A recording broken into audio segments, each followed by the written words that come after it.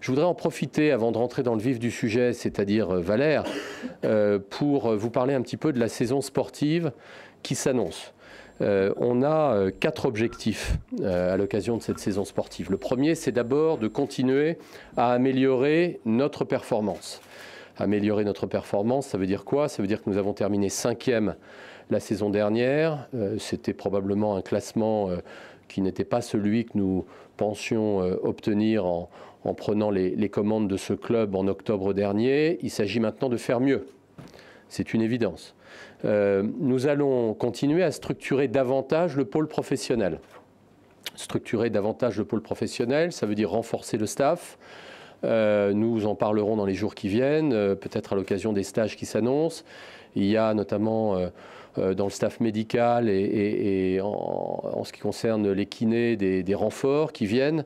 Nous allons continuer à renforcer ce pôle professionnel pour le structurer davantage. C'est quelque chose qui me semble important. Le troisième axe, également très important, c'est la définition d'une et une seule politique sportive. On a déjà fait, je crois, pas mal de progrès dans ce domaine. Évidemment, ça concerne la formation et le pôle professionnel qui doivent totalement partager la stratégie.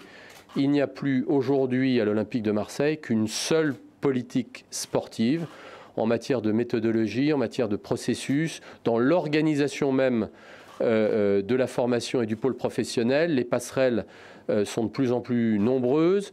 Je citerai un exemple concret.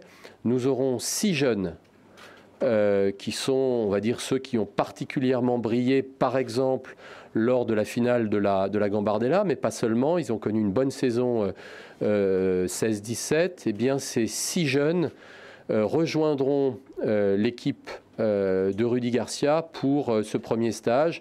Ça, c'est un signe, c'est plus qu'un signe. C'est aussi cette volonté de proposer une seule politique sportive pour le club. J'ajouterai, pour terminer, que nous voulons accélérer la mise en place d'un système de détection et de développement de jeunes talents performants, en France évidemment, mais également à l'étranger. Et à l'étranger, c'est certainement l'Afrique qui va concentrer l'essentiel de nos efforts et de nos énergies en la matière. Voilà, tout ça pourquoi? Tout ça pour jouer les premiers rôles en Ligue 1, se qualifier à terme pour la Ligue des Champions, c'est évidemment notre objectif. Ce sera difficile, mais nous allons tout mettre en œuvre pour y arriver. Et c'est bâtir les fondations d'un projet pérenne sur le long terme. J'insiste là-dessus. Vous avez le nez, et c'est normal, sur le mercato et la semaine suivante. Mon rôle, ma responsabilité, comme je le dis souvent, c'est d'imaginer l'OM dans 3 ans, dans 5 ans, dans 7 ans.